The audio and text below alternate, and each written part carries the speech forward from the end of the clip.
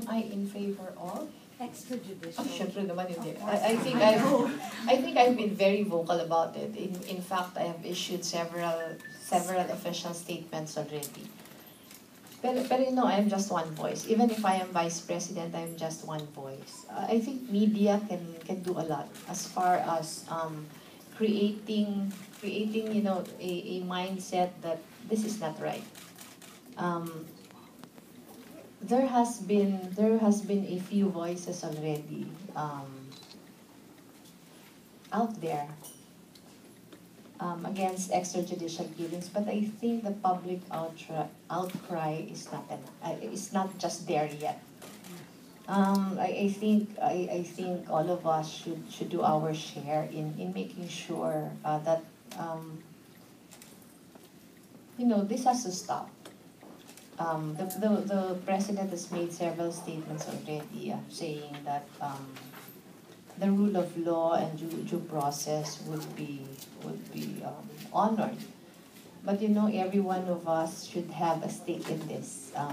Just last week, I lost 2 of my friends. One is a barangay captain, one is a sheriff, to senseless deaths. I was in the wake of, I don't know if you read about him, the high school teacher who was a batchmate of my second daughter.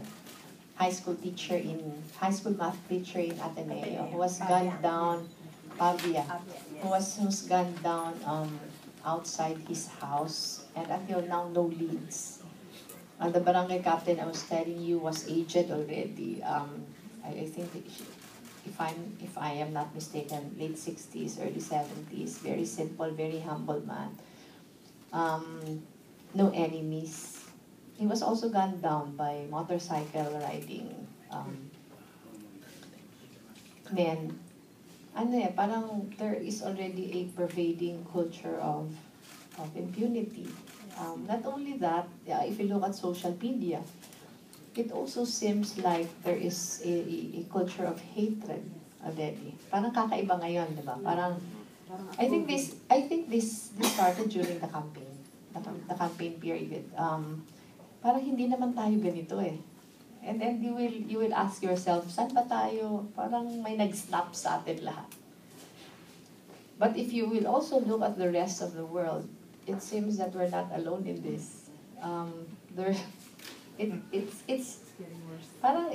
is a global phenomenon right now, no? There is really a culture of hatred going around. Pero we should not feel helpless eh.